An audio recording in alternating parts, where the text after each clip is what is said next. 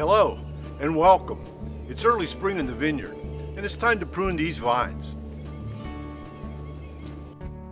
The vertical shoots you see here were grown last year.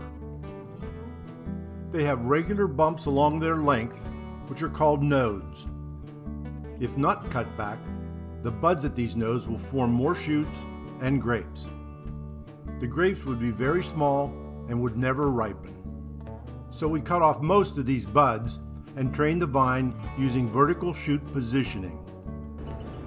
We'll show you some tips on how to make this easy pruning method even easier. This is Vineyard Life. In this series, we'll explore the frustrations and joys of owning a hobby vineyard. We'll also include links to low-cost or free resources to help you grow grapes. We'd love to have your comments. You can leave them below. This year's grapes grow from the buds of last year's shoots. These plants have vertical trunks, horizontal arms or cordons, and spurs coming from the arms. The shoots are what grew from the spurs last year. The buds on last year's shoots will produce this year's grapes. Leaving 2 buds per shoot works well for many varieties. But if we end up with more bunches than we think the plant can ripen, we can always cut some off during the growing season. Before starting, it helps to know how many buds survived the cold winter.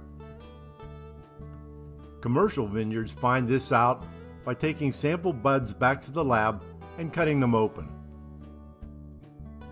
Then they estimate the percentage of live buds. For us, it's easier to look for dead shoots on each plant. If we see some, we'll allow additional buds on some of the other spurs. We use bypass pruners to make our cuts.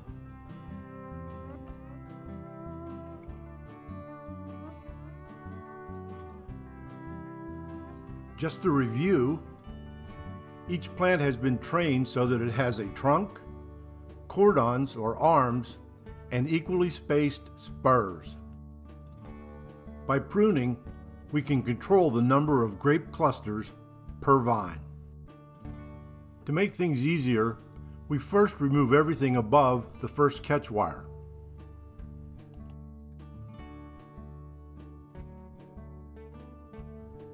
Last year, 2 shoots were allowed to grow from each spur. So this year we'll keep 1 of those 2.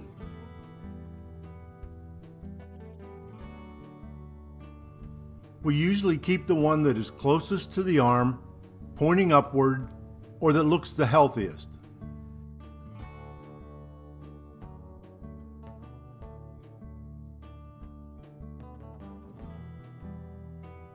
Then we cut off the rest of the remaining shoot so that it has 2 or occasionally 3 buds.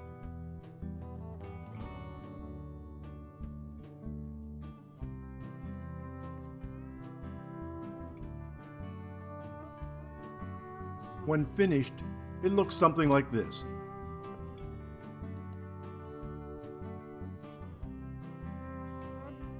As the vines grow, we'll position the shoots between the catch wires.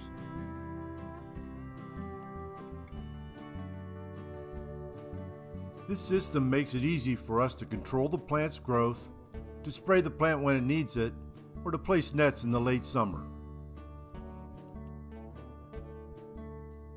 Thanks for watching. If you like this video, why not subscribe?